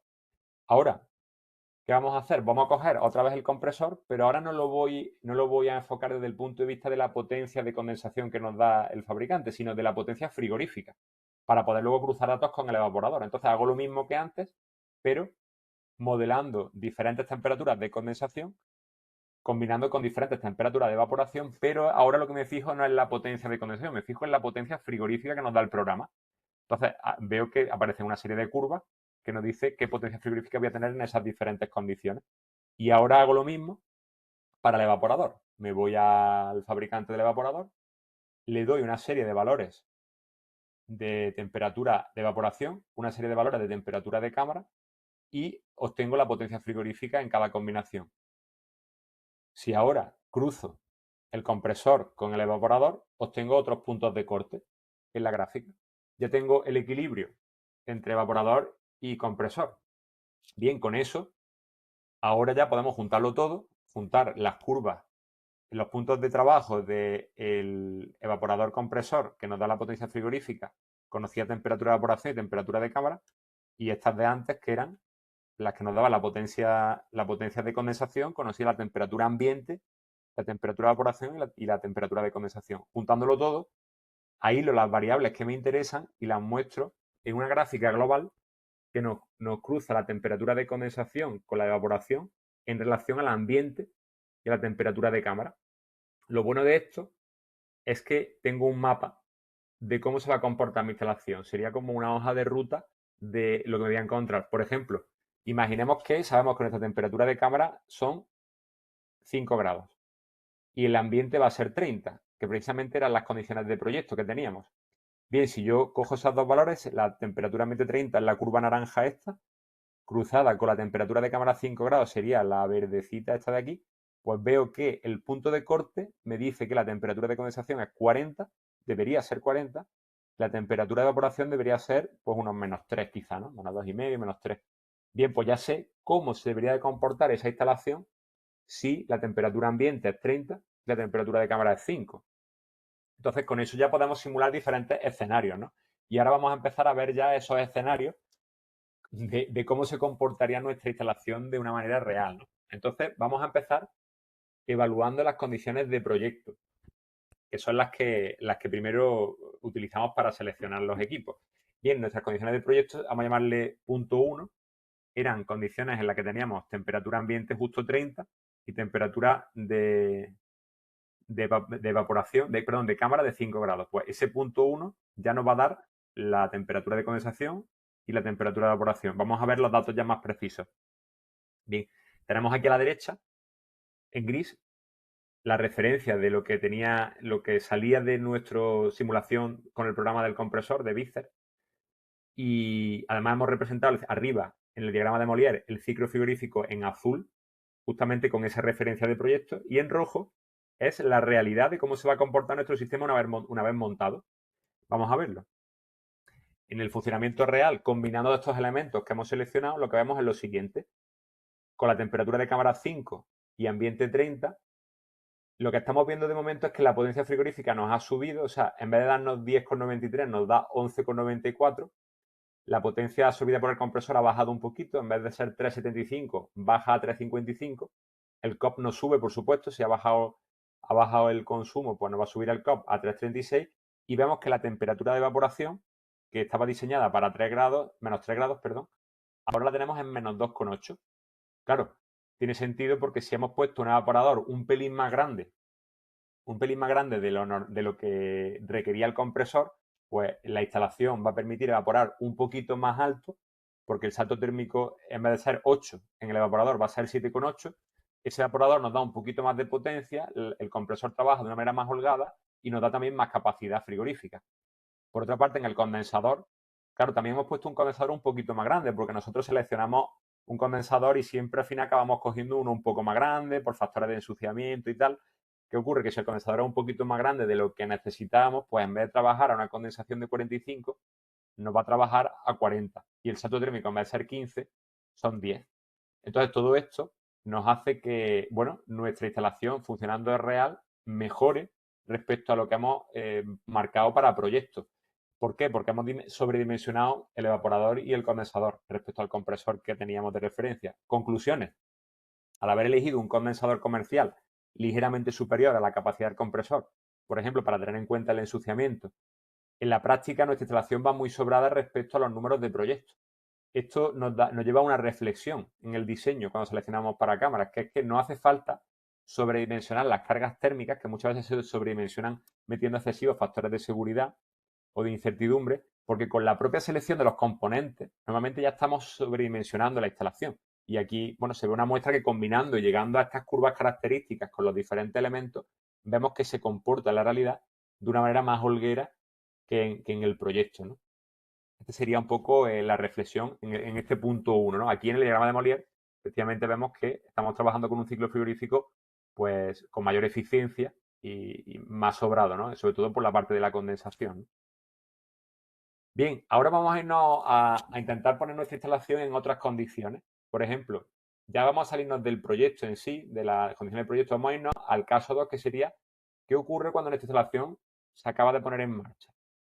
Bien, pues cuando la instalación se acaba de poner en marcha, lo que suele ocurrir es que la cámara está a la misma temperatura que el ambiente prácticamente, ¿no? Si la instalación ha funcionado por transmisión térmica, si el ambiente estaba a 20 grados, vamos a suponer que el ambiente ahora está a 20 grados, un día de primavera, por ejemplo en Sevilla, a 20 grados, la cámara está parada inicialmente y la temperatura, por tanto, de la cámara es 20 grados también. La pregunta es, en cuanto arranque la cámara, ¿qué condiciones de funcionamiento va a tener nuestra instalación en cuanto a potencias, temperatura de evaporación, condensación? Podríamos saberlo y la respuesta es sí, porque tenemos el mapa de funcionamiento, esa especie de gemelo que le hemos hecho, ¿no? A través de las curvas características, pues lo tenemos aquí y nos iríamos al punto 2. En este caso vamos al mapa y decimos, oye, tengo una temperatura ambiente de 20, que sería la curva amarilla, y tengo una temperatura de cámara también de 20, que sería la curva marrón esta, ¿no? Oscura, ¿no? Bien, pues donde se cruzan es el punto 2. Ese punto 2 nos dice que debería estar el sistema condensando a 35 y la evaporación pues parece que estaría en unos 6, 7 grados o así, ¿no? Vamos a verlo ya con datos más precisos. Aquí lo tenemos. En el funcionamiento real pues nos encontraremos temperatura de evaporación de 7,2 grados al arrancar, muy alta por supuesto, una temperatura de condensación de 35 grados, porque claro, en la calle hay 20, entonces, bueno, pues el equilibrio entre esos elementos da que estamos condensando a 35, pero vamos a fijarnos en unos aspectos importantes. Claro, al arrancar la cámara, como esta temperatura de operación es tan alta, la máquina tiene un montón de carga térmica en la cámara y la máquina está empezando a trabajar con una capacidad muy grande. Concretamente, vemos el ciclo frigorífico que estamos trabajando con unas condiciones, con un COP muy alto, dando mucha capacidad frigorífica y en este caso, pues la máquina va al 100% evacuando calor, con lo cual veríamos que la potencia frigorífica casi se ha duplicado en ese tiempo de la puesta en marcha, en ese instante en el que hemos echado la foto. El consumo, aún así, no ha sido mucho más alto, o sea, obtenemos mucha potencia frigorífica con un consumo bastante parecido, un poquito más alto. El COP es muy bueno, porque estamos evacuando mucho calor con unas condiciones, una temperatura de evaporación muy alta, pero ahora podemos observar algunos aspectos. Por ejemplo, el salto térmico en el evaporador, que en el diseño era de 7,8, pues en este momento de la puesta en marcha es 12,8, lo cual es un salto térmico muy alto, que hace que la humedad relativa en la cámara puntualmente sea muy baja. Esto hay que tener cuidado y vigilarlo Es verdad que la puesta en marcha no es un problema, pero la humedad relativa en la cámara puede provocar que el producto se reseque. Entonces, cuando hay variaciones de régimen y el salto térmico en el evaporador aumenta porque haya una variación en las temperaturas de evaporación y de la cámara, puede ocurrir que la humedad puntualmente se vaya. Luego veremos un caso en el que sí que nos puede afectar más, ¿no? Luego, en la condensación, pues bueno, el salto térmico es de 15 grados, es un poco alto, pero como la temperatura en la calle era 20, pues bueno, seguimos condensando a unas condiciones más o menos aceptables, ¿no? Entonces, ¿qué conclusiones podemos sacar de aquí en la puesta en marcha? Pues la conclusión es que en el momento de la puesta en marcha, la cámara está a temperatura ambiente, el equipo trabaja con un salto térmico muy grande en el evaporador, absorbiendo mucha potencia térmica que debe ser evacuada al exterior. En estos momentos es cuando más capacidad necesitamos también en el condensador. Es decir, los condensadores, a mí me gusta seleccionarlos también para que en los momentos de arranque de las cámaras tengamos capacidad para evacuar. Fijémonos que si sumamos la potencia frigorífica más la del compresor, nos vamos prácticamente a 23 kilovatios de capacidad de evacuación en el compresor, en el condensador que necesitaríamos. Sin embargo, en las condiciones de proyecto, simplemente tenemos a lo mejor 15 kilovatios a evacuar en el condensador. De 15 a 23 hay un salto importante en potencia del condensador. Entonces, a mí me gusta que los condensadores, sobre todo en unidades individuales que no son centrales frigoríficas, diseñarlos un poco para estos puntos de arranque, porque si la cámara tiene que arrancar frecuentemente desde cero, que no es el caso de la mayoría de cámaras, pero podría ocurrir, pues el condensador puede quedarse puntualmente un poco corto para poder llegar al régimen en un tiempo aceptable. Es decir, va a estar la instalación muy forzada. Si el condensador va sobrado, pues en estos momentos de puesta en marcha va a tener capacidad suficiente para poder absorber ese exceso de carga térmica que tiene que evacuar al exterior, ¿no? Bueno, vamos a irnos a un caso número 3. Este sería otro caso ya distinto, ¿no? En el que vamos a poner nuestra instalación en condiciones de alta temperatura ambiental. Es decir, ya nos olvidamos de las condiciones de proyecto y nos vamos a ir a condiciones mucho peores que las de proyecto. En vez de ser temperatura ambiente de 30 grados, vamos a irnos a Sevilla. Bueno, vamos a irnos a condiciones, por ejemplo, de temperatura ambiente 40 grados. Entonces, esta misma instalación, si yo la pongo a 40 grados, ¿cómo se va a comportar? Entonces, ¿qué haríamos? Pues nos iríamos a nuestro mapa de la instalación y buscaríamos el punto de equilibrio, ¿no? En este caso tenemos temperatura ambiente 40 grados, aquí arriba del todo ya, casi fuera de la gráfica. Luego tenemos temperatura de cámara, queremos seguir teniendo 5 grados y nos da el punto 3, con alta temperatura ambiental. Eso nos diría que la condensación tendría que estar en torno a los 50 grados prácticamente y la evaporación estaría pues a lo mejor en no sé, aquí pues menos 2 y pico, menos 3, vamos a verlo ahora ya con datos concretos. Bien, aquí lo tenemos. Tendríamos temperatura ambiente 40 grados, temperatura de evaporación menos 2 grados y temperatura de condensación 50. Claro, esto comparándolo con las condiciones de proyecto, pues vemos que varía, ¿no? Estamos aquí trabajando con unas condiciones más perjudiciales, ¿no?, para la instalación que las de proyecto. Estamos yéndonos a un caso de los más extremos. Aún así, nos damos cuenta que la potencia frigorífica que nos da la máquina, incluso en estas condiciones más desfavorables, sigue siendo superior a 10 kilovatios, que era lo que necesitábamos. Porque claro, nuestra máquina, como estaba un poquito sobredimensionada en condensación y en evaporador, nos daba 11,94.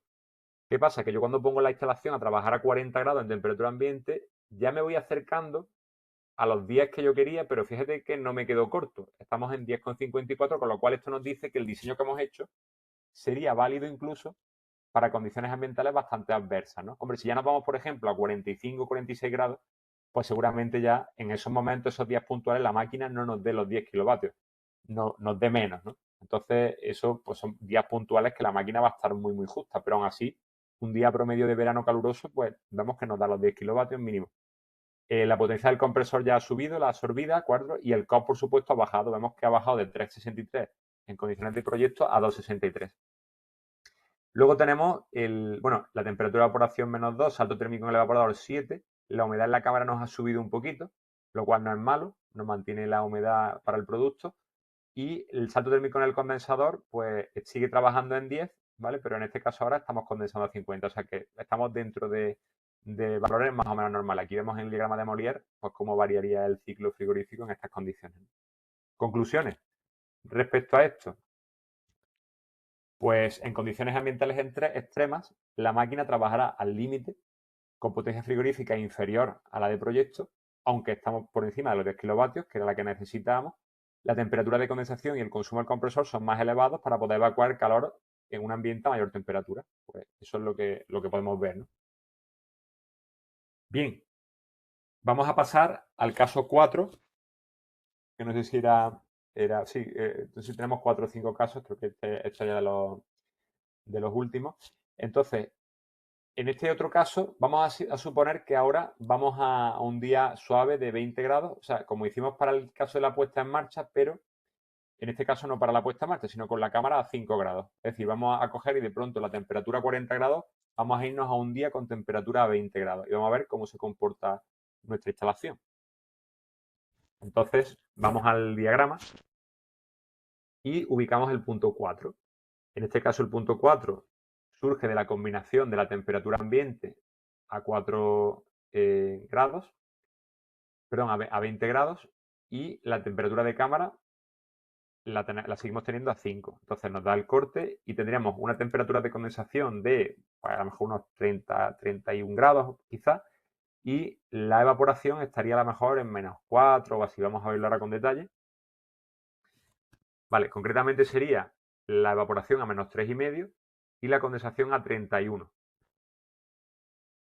Bien, cosas que vemos aquí. Esto es importante. En este caso, cuando cae la temperatura ambiente en el exterior, ocurre un fenómeno que hay que tener cuidado y vigilarlo, sobre todo en las cámaras cuando estamos trabajando en invierno. Y es que al caer la temperatura ambiente, cae la temperatura de condensación, pero también cae la temperatura de evaporación, por lo general. Es verdad que con la válvula electrónica podemos mantener valores un poquito más precisos, pero por lo general siempre las curvas se arrastran, ¿no? Si cae la curva, la recta de condensación, la de evaporador también cae un poquito y puede ocurrir que en ese equilibrio estemos trabajando con temperatura de evaporación un poquito más baja. Eso puede hacer que si la cámara se encuentra, por ejemplo, a 5 grados y estamos evaporando más bajo, el salto térmico en el evaporador es mayor. En este caso ha pasado de 7,8 de proyecto a 8,5, lo cual hace que la humedad relativa estimada en la cámara baje de 85 a 83.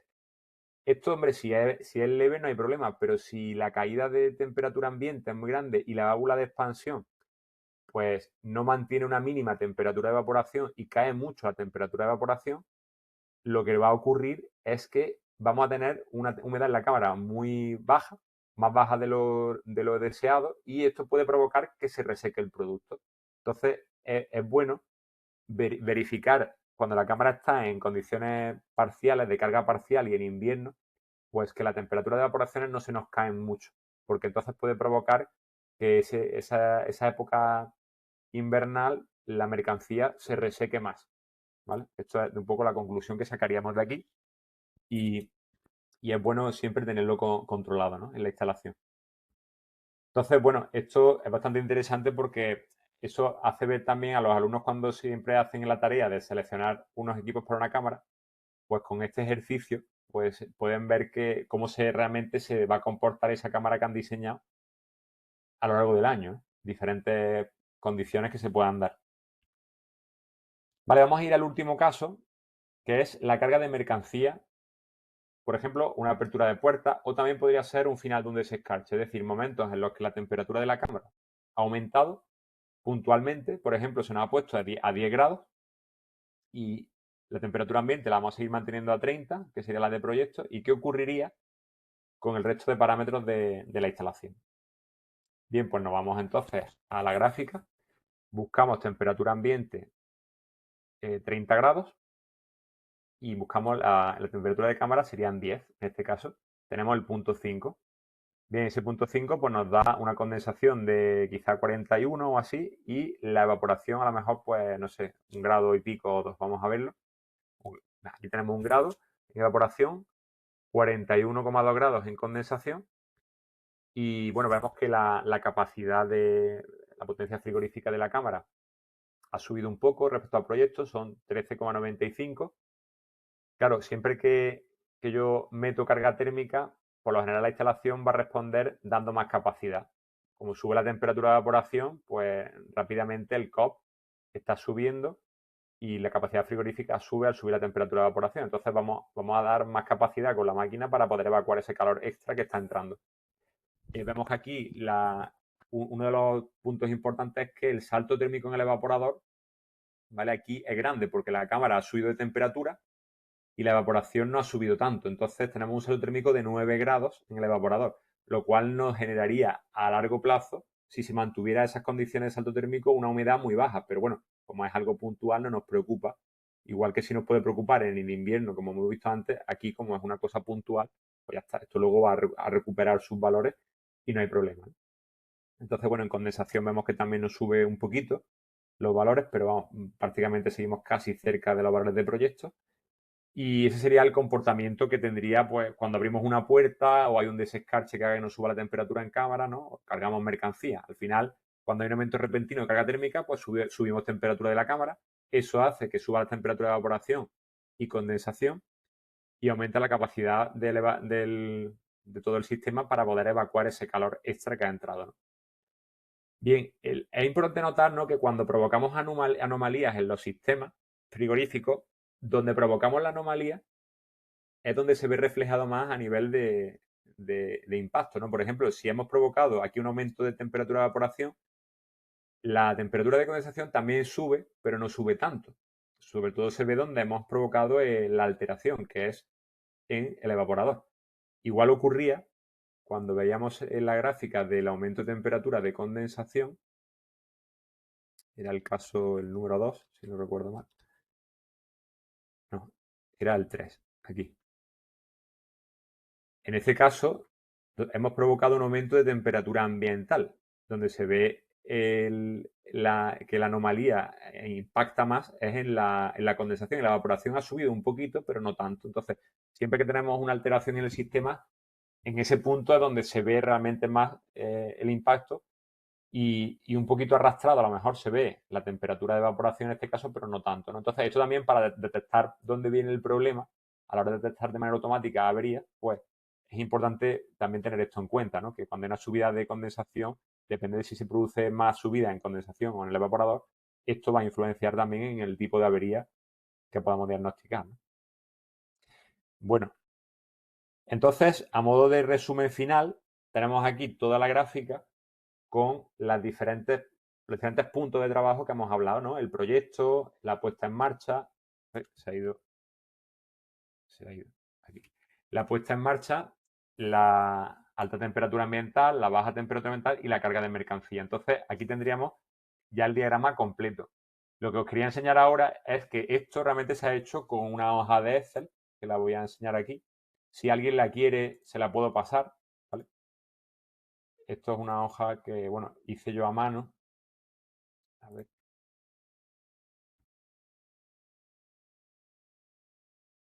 Aquí está. Entonces, es un poquito laboriosa de hacer, ¿vale? Al principio, pero ¿la podéis ver bien? Decidme si se ve bien. Sí, se ve, Fran. Sí, está bien, ¿no? Vale, pues aquí, por ejemplo, bueno, la parte del compresor estaría aquí y lo que he ido haciendo con el programa de Vicer, he ido tomando diferentes combinaciones. Le pongo temperatura de evaporación 7 grados, lo más grande, condensación 50, apunto la potencia frigorífica, la de condensación, la absorbida, bueno, esta realmente no la he usado después, pero la apunté todo, ¿no? Concretamente cogí este modelo, el compresor, el 4DS5i. Ahora cambié la condensación a 45, a 40, a 35 y fui anotando valores. Luego, con temperatura de evaporación 2, pues lo dividí en 7, 2, menos 3, menos 8, menos 13. Pues cogí esa partición, ¿no? Pues aquí lo mismo, 50, 45, 40, 35 y voy anotando valores. Y me saco esta gráfica. Si os dais cuenta, esta gráfica está lo que está cogido los datos de aquí, ¿ves? Esta gráfica corresponde a esta, luego simulé esta otra que corresponde a esta parte, en fin, esto es un poco laborioso, es cuestión de irlo montando, ¿no? Pues tengo ya la gráfica de la potencia del compresor. También saqué incluso la de potencia absorbida y la del condensador, todo, ¿no? Saqué todas las gráficas del compresor. Ahora me fui aquí al condensador. Cogí un condensador UPH 120, tal, un condensador de catálogo de Pecomar, ¿no? Estimé más o menos el coeficiente U en base a las potencias que nos daban de catálogo, estimé el coeficiente de transmisión, la superficie la sabíamos de catálogo y ya fui variando, multiplicando aquí. Si multiplico la superficie por el coeficiente de transmisión y por el salto térmico, obtengo la potencia. Entonces, le fui dando valores a la condensación y al ambiente, 50-20, 45-20, 40-20. Aquí fui cambiando a 25, a 30, 35. Fui cambiando combinaciones de condensación con ambiente y fui anotando las potencias que me da y me monté esta gráfica. Pues lo mismo, esta gráfica está sacada de los valores que he obtenido de condensación y de potencia en diferentes ámbitos. Y aquí ya hice el cruce entre las curvas del compresor y del condensador. ¿Vale? Hice una gráfica combinada, luego lo hice lo mismo con el evaporador y el compresor y al final ya, pues lo que hice fue coger una tabla resumen. Aquí hice algunas intermedias, pero cogí una tabla de resumen en la que ya están todos los valores aquí metidos, ¿vale? De los que yo me interesan, ¿no? Los de temperatura ambiente, cámara, condensación y evaporación. Ya digo que es un trabajo un poco laborioso, pero bueno, al final lo que te permite es saber tu instalación, cómo se va a comportar en diferentes condiciones en base, ojo, a lo que dice el fabricante que da de potencia tu compresor, el evaporador que has seleccionado y el condensador que has seleccionado. La realidad es que esto debería comportarse así si esos valores del fabricante son valores que da en catálogo porque los ha ensayado, son curvas características, esta combinación debería de comportarse así. Y lo normal es que sí, que esto se comporta así. De hecho, esta instalación es una instalación real, que yo hice la prueba, la cogí de datos reales, la simulé y luego verifiqué en sala de máquinas más o menos que esto se cumplía y efectivamente los valores eran bastante similares. O sea que se estaba cumpliendo un poco lo que ocurre aquí. Así que bueno, esta tarea se puede hacer para simular con una instalación que no exista en el taller o incluso si tenéis una instalación, por ejemplo, en vuestro taller con elementos conocidos que podáis simular con valores de catálogo, podéis montar esto y luego comparar con valores reales si se está comportando bien o no. Otra opción directamente es irte a montar esta gráfica sin tener que simularlo por catálogo, es decir, leyendo valores de la instalación ya montada y funcionando. Yo puedo irme y con un manómetro de baja y un manómetro de alta puedo coger y medir temperatura ambiente en cada momento, temperatura de cámara y medir presiones de alta y baja e ir montando una gráfica similar a esta. Y ya con esa gráfica digamos que tenemos el gemelo digital de la instalación, pero el gemelo analógico, ¿no?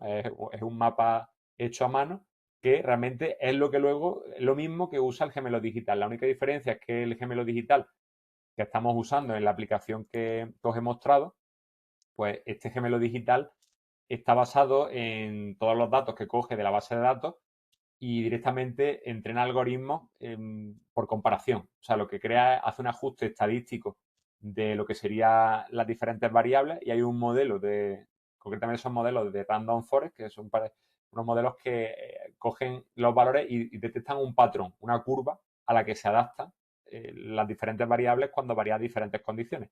Y tenemos un modelo para cada una de las variables y ahora comparamos el modelo de cada variable con su valor real. Si esa variable se desvía en un porcentaje que hemos considerado nosotros como umbral, pues hay una anomalía. Y ya si queremos detectar la avería concreta, pues habrá que decirle, oye, cuando la variable 1 y la variable 2 tengan simultáneamente una desviación de tanto, pues entonces vamos a disparar un mensaje de avería concreto. Y bueno, pues básicamente esto es lo que yo quería contar. Como no hemos hecho descanso ni nada, pues yo ya he terminado lo que sería la parte que quería hablar. Sí que es verdad que luego queda un test que está puesto, voy a abrirlo aquí vamos a ir para atrás. Para lo que es superar esta sesión de hoy, lo que propuse fue un test de 20 preguntas que, bueno, sobre las cosas que hemos estado viendo y ya con eso pues sería suficiente. Sí que es verdad que yo os animo a que intentéis replicar con vuestros alumnos en el taller alguna actividad de este tipo, de intentar modelizar una instalación y ver cómo se puede comportar en diferentes condiciones, porque la verdad es que ayuda sobre todo a entender por qué una máquina, aunque tú la diseñes para unas condiciones, pues luego esa máquina casi nunca va a trabajar en esas condiciones, va a trabajar en muchas otras condiciones porque las variables van a ir cambiando, ¿no? Este test de aquí. Bien, pues bueno, aquí sería un test que hace falta acertar el 80%, ¿vale? Pero bueno, son preguntas sencillitas de las cosas que hemos estado viendo hoy. Así que bueno, pues por mi parte es todo. No sé si hay dudas, preguntas por ahí, cualquier cosilla que queráis comentar.